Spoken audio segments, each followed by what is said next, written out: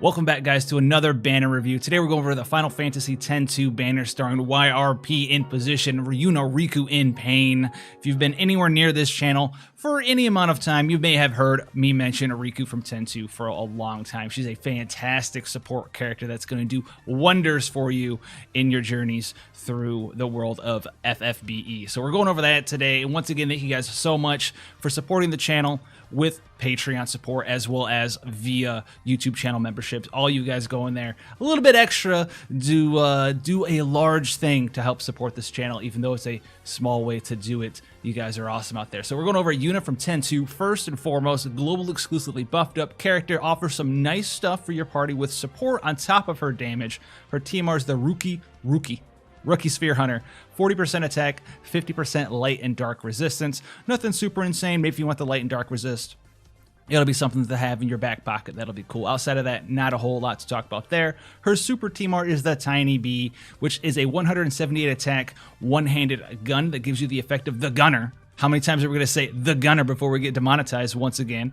It was with 50% attack on top of that and 7% MP refresh. So this is a very potent one-handed weapon. You don't need to have it, but if you do get your hands on it, you'll be able to find your ways capping that attack percent pretty easy once this is in your possession there. So as far as a character, let's go over Yuna real quickly. Her weapon selection, she does have staves and rods, but she also has daggers, bows, whips, and guns. So primarily we're looking at guns and daggers for the most part because she is a physical damage dealing character. She also can wear clothing, hats, not light armor, but robes. No light armor, so her equipment selection is actually a little bit lackluster. Now moving into her abilities here, we're going to see the ability that she has to imbue herself. Now she does have fire, ice, lightning, and water imbue.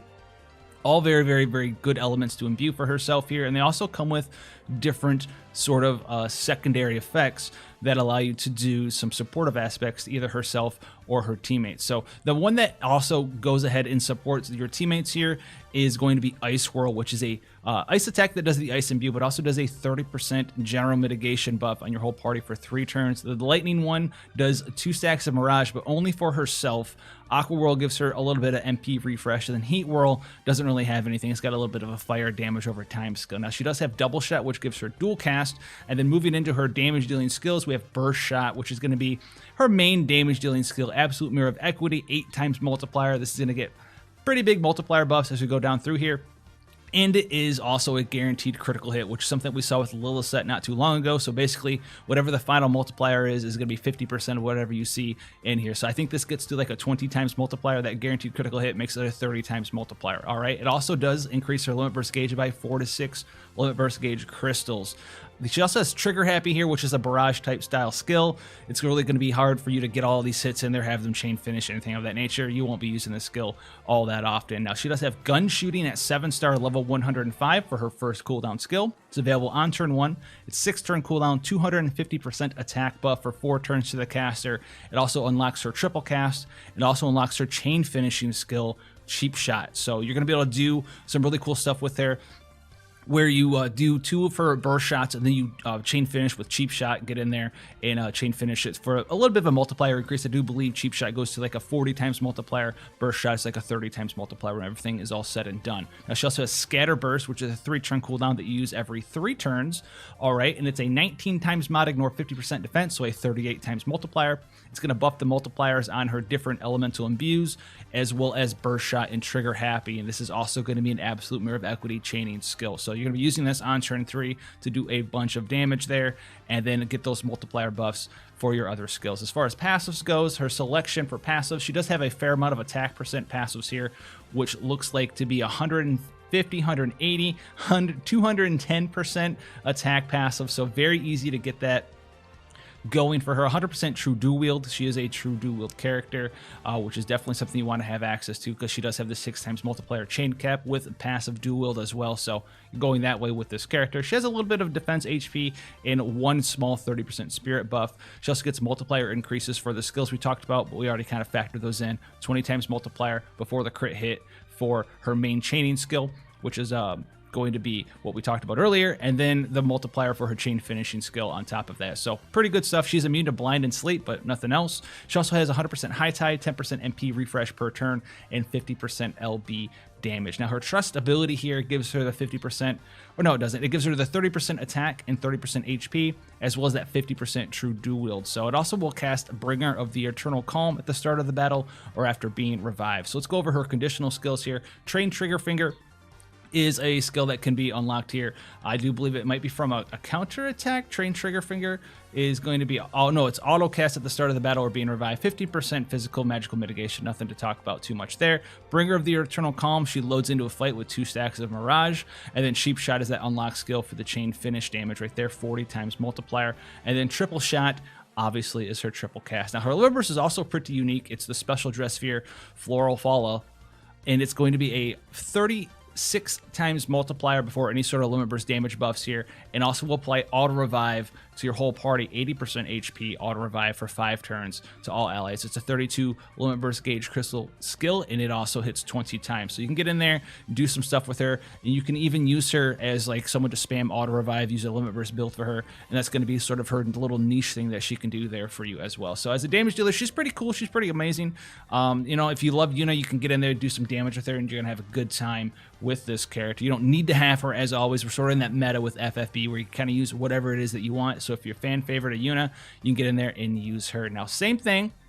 Damage dealer Paine. All right, let's go over her. Very strong character, chaining character, also Absolute Mirror of Equity. All 3 of these characters love the Absolute Mirror of Equity chaining family. Her TMR is the Black Choker, which gives you 15 defense, 15 spirit, nullifies blind, paralysis, confusion, and disease. It also gives you the effect of Feel the Pain, which is like 30% more attack and something else. Nothing super relevant. This TMR actually isn't all that good, and this is because she's an attacking character, and there's no raw attack on it. So you're going to have to use this if you want to proc her trust ability, and you're, probably won't be all that happy about it. Now, her super TMR on top of that is also the Sword of Pain, which gives you 176 attack, and then has the effect of Mysterious Swords Woman, which gives you a bunch of different elemental resistances. I do believe it's ice, thunder, water, and fire. I think it's 40% elemental resistances there, and it's a one-handed great sword. So keep that in mind as we go through her kit. Her equipment selection should just have daggers, swords, great swords, and katanas. Armor selection, hats, helmets, clothing, and light armor. Now, as we move into her kit here, you're going to notice some elemental similarities to Yuna. She does have a fire, ice, lightning, and water elemental based skills, but these ones don't actually imbue her, and she doesn't have any sort of imperils for you though. And as a chaining character, that's relatively rare. Mostly that's used on a chain finisher character, and she's a true double hand type character on top of that. And that's where some of her faults kind of lie here. Now, these skills, the fire, ice, lightning, and water skills, they all do unlock the same other skills, which is Demisword and Excalibur, Final Fantasy X-2.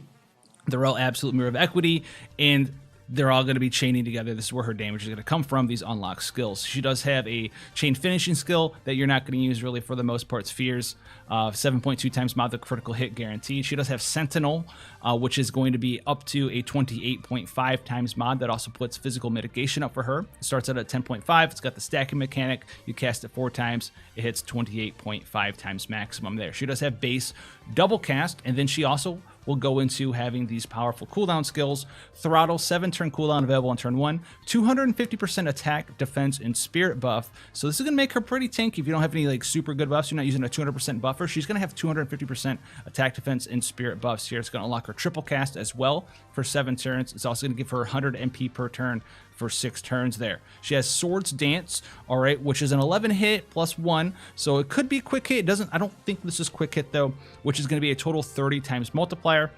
But those unlocked skills, Demisword and Excalibur, X-2 are really where you're going to want to be aiming your damage at. And this is because of her final cooldown skill here, Hurt, which gives you immunity to attack, defense, and spirit break for 5 turns to the caster. That's also going to give you a 15 times multiplier bonus to Demisword, Excalibur, X-2, Flame Tongue, Ice Brand, Liquid Steel, and Thunderblade.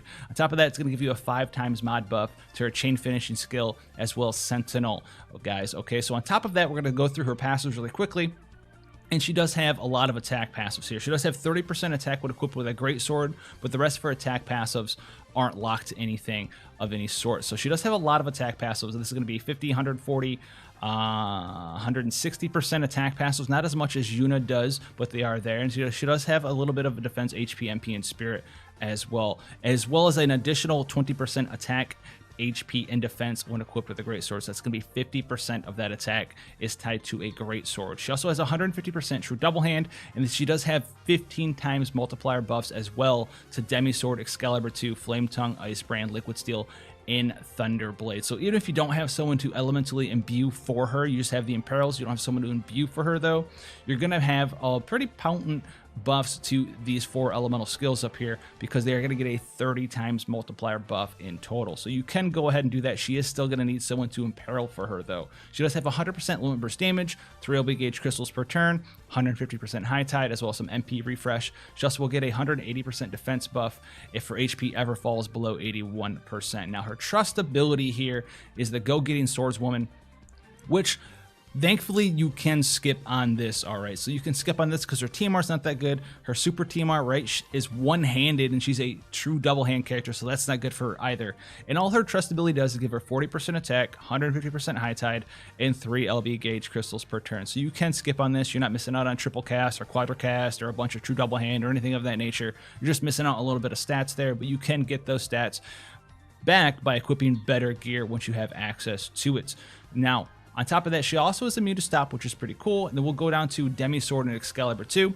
Demi Sword is going to be a physical damage attack, 4.75 mod base that increases Excalibur FF10-2 style by a little bit here. These are going to be the skills that you can use for maximum damage, but they're only a little bit better than her fire, ice, lightning, and water elemental skills. So if you don't have the imbue for something like Demi Sword, or if you don't have the light imperil for Excalibur 2, don't feel too bad, because you're missing out on a very small multiplier, right? This is a 4.75 base multiplier versus the Thunderblade, Ice Brand, etc. is 3.8. So you're really not missing on that much of a multiplier. They're all getting the 30 times multiplier buffs. But Demi Sword is going to be non-elemental, so if you do want some sort of elemental variety, right, you don't want to be locked. Maybe you want to do earth damage, you have an earth imbue with silver or something, she can still do that. She doesn't have all elementally locked skills. Excalibur 10-2 here is 7.6 times multiplier, and it is light elemental. So if you don't have the imbue though, you're going to be good to go if you want to use these different skills in their different ways.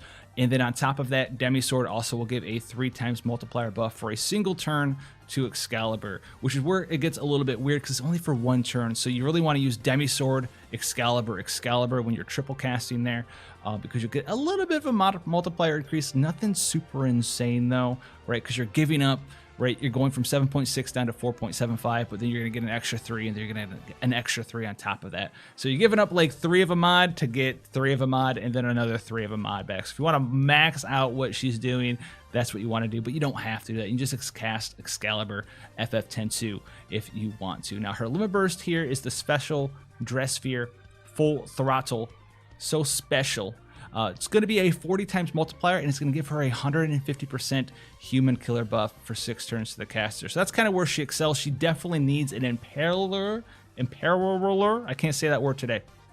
It is pretty late. An imperiler, but you can go without an imbuer if you want. She's going to have access to fire, ice, lightning, and water, as well as holy. If you want to do something other than that, though, you're going to need to bring an imbue for you, which is true for a lot of characters out there. That's not really the biggest weakness. And if you want to use Demi Sword, you're going to have some sort of imbue. Otherwise, that attack specifically is not going to have any element associated with it. So it is an option for her. She is pretty solid. She's pretty strong. She's going to be probably one of the characters that a lot of people build incorrectly, though, right? They're going to get her super TMR and slap it on her. It's not good for her. They're going to wear her TMR. Not really that good for her either. Doesn't really give anything for her. You're going to want that raw attack on the accessory slots. You want some sort of two-handed great sword on, right? Even something like the Lionheart is going to do wonders for her. So she's going to be a very powerful character there. Now, the last prize of the banner, obviously, you probably already skipped to it. And if you did, thank you so much for that support. So much, especially Patreon supporters and YouTube channel members. Plug it in for you guys once again. This is the prize of the banner, in my opinion. Not that the other 2 characters are bad, but this is the one that you can use,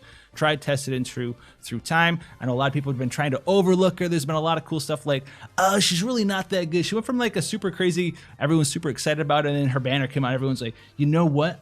She's really not that good. I don't know why. I don't know what it is. She's insane. All right, I'm here to tell you she's insane, and let's go into exactly why she's insane. Now, her TMR and super TMR, just like Paine's not really that good. flat defense and spirit, poison, sleep, silence, and confusion, nullification.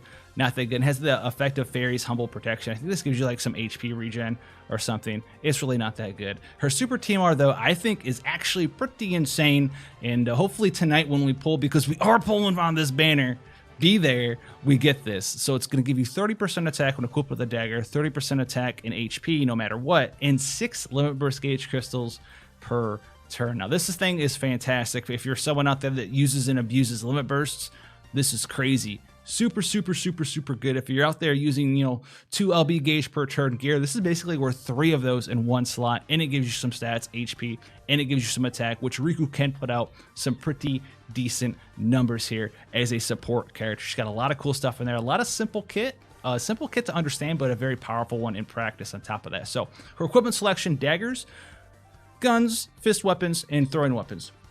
Doesn't look that good, but honestly, this is a really good equipment selection for her to have, because she is going to be a character that is a damage dealer, right? You could outfit her as a damage dealer even though she's taking up a support role, and so this is gonna mean she's gonna be using some of your leftover pieces of gear. But thankfully, these are all weapon selection types where we have very powerful free selections, right? We have Quicksilver for the gun, we have Tiger Fangs for the fist weapon, we have Rising Sun for the throwing weapon. So that's all really good stuff, and it's really good for her. And you can cap out your attack percent and all this other cool stuff with good item world rolls, and she can put out some decent damage. We're talking like 3,000 something attack, I think like 3,300 or something after buffs, doing some pretty good stuff out there. So let's get into her abilities here. Her main ones we're going to be talking about, we'll start off with her on-demand breaks here for you guys. She has Anti-Power Shell and Anti-Armor Shell.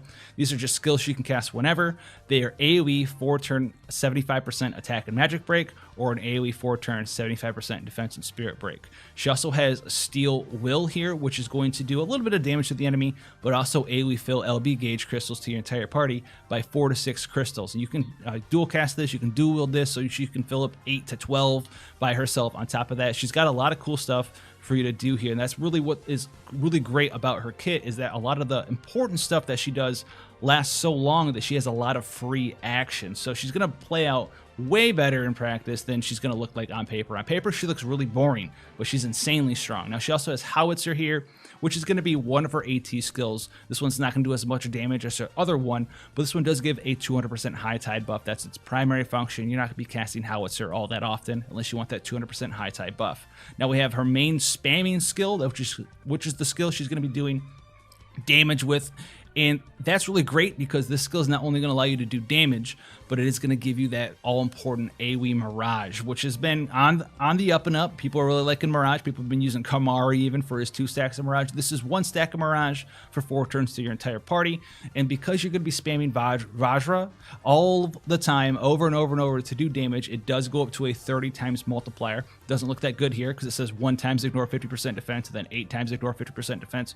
She's going to get a multiplier increase to this. I think it's 3.0, and then the 3.0 goes into the top 1 2 times, and the bottom 1 2 times, so it's a 12.0 overall. So it's going to go all the way up to a 30 times multiplier, which is pretty decent. And she does have the 6 times true dual wield cap, so she's going to be in there doing damage for you. This is something like Lilith just came out, right? 30 something times multiplier on her Absolute Mirror of Equity skill. Lilith has triple cast.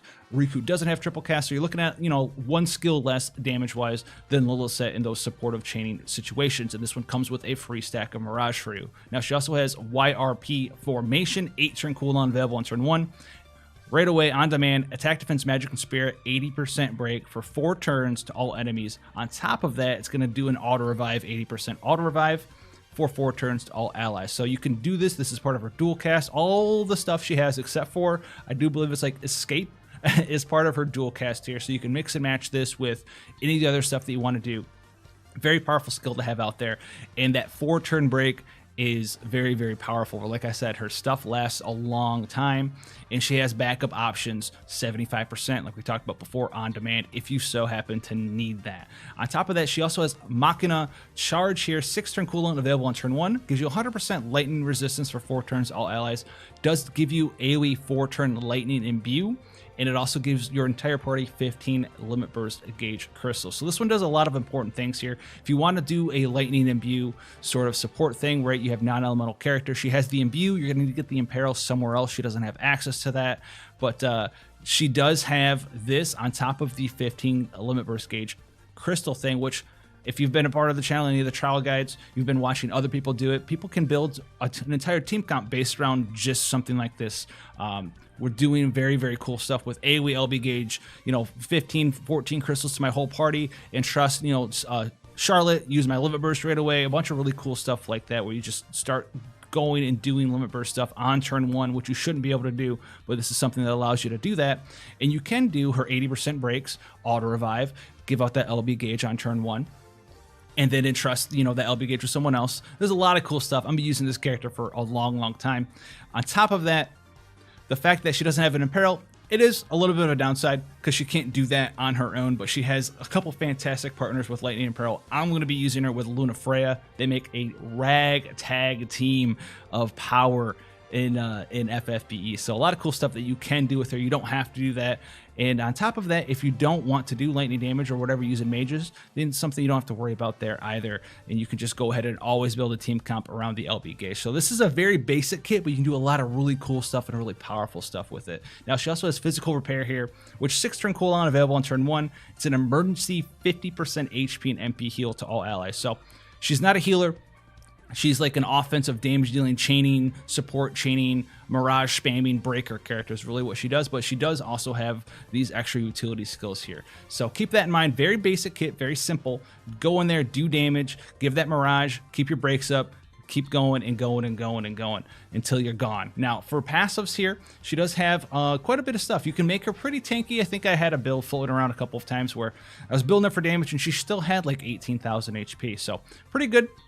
Nothing super crazy, but you can build her up there. She does have some HP and MP passives, like 70-ish%, 50% spirit, 50% defense, attack, what is 40, 70, 80, 90, 120, 160% attack, 100% true dual wield. She gets that multiplier to Vajra as well as Howitzer. She has a chance to counter physical and magical attacks with High Summoner's former Guardian, which I do believe fills her limit burst gauge up. We'll see that in a second. She's got a little bit of lightning resistance as well as disease resistance. She does have dual wield and the 6x mod cap and 10% MP recovery per turn. That counter is in fact 3 LB gauge crystals to the caster. So if you're taking a bunch of damage, she has a pretty good shot at countering with LB gauge crystal generation for herself, which is very powerful because her limit burst is another 4-turn 80% break. So it's a one-hit skill, 28 times multiplier. If you leave it at level 1, it's an 80% break. If you take it to level 30, it's still an 80% break. The multiplier just goes up a small amount there. You don't really need to level this one if you don't want to, but if you want to get that little bit of extra damage out, right, because it is a one-hit skill, you can chain finish with this break if you so desire on those turns. You're allowed to do so, but very simple kit. 80% breaks. We do have characters that do, higher than that, right? 84% breaks, namely something like Adventurer Locke or King Edgar. The thing is, those breaks, they last, 2 turns sometimes, or maybe even just 1 turn, whereas this is 4 turns. So you've got 4 turns to kind of do whatever it is that you want. And I'm going to be using her. I'm going to be throwing her AT skills into whatever other chaining damage dealers that I'm chaining with, and the chain won't break if you do it right. And you can chain her up with there. Just put them in the chains, have them go do free damage for you. You can also use her as a supportive character where you can have her chain with someone else, right? If hopefully you picked up that dagger from the Final Fantasy 11 event, which gives an AT absolute mirror of equity skill. As any character using the dagger, this allows Rikku to chain with pretty much anyone you want to, right? And that dagger on its own isn't really worthless either. It doesn't have any HP or MP or high tide or anything on it, but because it's a dagger, you can put it on its support, you can run it through item world, get that high tide on it, throw it on pretty much most of the characters in the game, because most of the characters can use daggers, and have a chaining partner with Rikku with any other character that you want. And then you can build a bunch of different team comps with her. She's so good. She does a lot of cool stuff. Mirage is going to cut the damage of a lot of bosses down by a lot. She's just good. She's just very, very, very strong. You can build her the evasion provoke tank thing if you want to. You're going to need some more gear for that because she doesn't have any innate evasion or draw attacks or anything of that nature. But she's a solid pickup here. If you're looking for a breaker, this is the one for you guys to go and get. The only other breaker that I I think I would use outside of her that we know exists even in JP is someone like CG Vaughn, who just came out, who is very similar to Rikku, but they have a juxtaposition on sort of the ways they contribute to damage. Vaughn does more damage but is a chain finishing character for the most part, whereas Rikku does a little bit less damage and she's a supportive chaining character. So very, very strong character. I'm going to be using her for forever. Hopefully you guys are as well. If you're looking for a character, like I said, this is the one to go for. She should not be underrated. She's going to be powerful. So don't fall into the anti-hype. If you want her, if you want to break her, go for her. She's fantastic. As far as Yuna and Paine go, Paine, very good. Isn't going to make anyone rock their socks, but if you're a fan of Paine, you're not going to be disappointed. Same thing with Yuna. You can get in there. We're in the meta of use whatever you want. And if you want that power, Rikku is there to deliver for you guys. So hopefully you guys found this video informative as well as useful. I tried to keep it as short as possible while being as informative for you guys as possible. And if you want to have a fun time, come hang out tonight when we go for Rikku. Hopefully we get lucky. Hopefully we can get that high class dagger. We've been waiting for like 9 months, something like this, for this character to come out. We've been waiting and waiting and waiting. It's going to be a good time. Twitch.tv/Hal. Thank you guys once again for those continued supports via Patreon as well as channel members. You guys are fantastic. Leave a like, leave a comment down below. Let me know what characters either you're waiting for and not pulling on this character for, or how much you're going in for Rikku. This banner is good. You can guarantee her with some lapis that you guys have saved up. And until then, guys, I'll see you in the next one.